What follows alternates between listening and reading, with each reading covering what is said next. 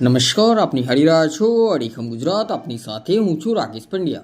ગત વર્ષે બાલાસિનોર વીરપુર રોડ પર સર્જાયેલા અકસ્માત મામલે મહીસાગરની સેશન્સ કોર્ટે એક કડક ચુકાદો આપ્યો છે. સાપરાધ મનુષ્યવધ જેવા ગંભીર ગુનામાં કોર્ટે આરોપીને 3 વર્ષની સખત કેદની સજા ફટકારી છે. મહીસાગર જિલ્લાના બાલાસિનોર વીરપુર હાઈવે પર વેસ્ટર્ન પ્લાઝા સામે 4 એપ્રિલ 2024ના રોજ એક અકસ્માત સર્જાયો હતો. આરોપી રાજેશકુમાર ભીખાભાઈ પટેલે પોતાની હુન્ડાઈ ઇઓન કાર પૂરઝડપે ગફલતભરી રીતે હંકારી રોંગ સાઈડમાં જઈ રહેલા 2 વાહનોને અડફેટે લીધા હતા.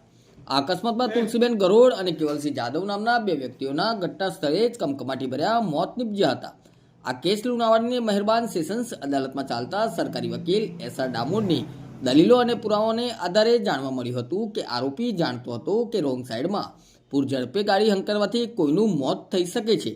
આ દલીલોને ગ્રાહ્ય રાખી મહેરબાન કોર્ટે આરોપી રાજેશકુમાર પટેલને આઈપીસી 304(2) સાપરાધ મનુષ્યવધ 3 વર્ષની સખત કેદ, આઈપીસી 308 સાપરાધ મનુષ્યવધની કોશિશ 3 વર્ષની સખત કેદ, આઈપીસી 338 ગંભીર ઇજા 1 વર્ષની સખત કેદ, આઈપીસી 279 337 અને એમવી એક્ટ 6 મહિનાની કેદની સજા ફટકારી છે.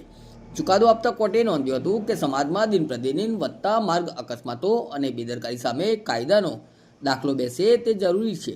માત્ર દંડ કરવાથી ન્યાય નહીં થાય તેમ કહી કોર્ટે આરોપીને જેલના સળિયા પાછળ ધકેલવાનો આદેશ કર્યો છે.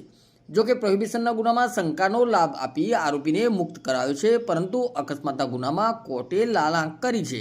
આ ચુકાદો એવા નબીરાઓ અને ડ્રાઈવરો માટે ચેતવણી સમાન છે જેઓ રસ્તા પર બીજાના જીવની પરવા કર્યા વગર વાહન હંકારે છે. નમસ્કાર.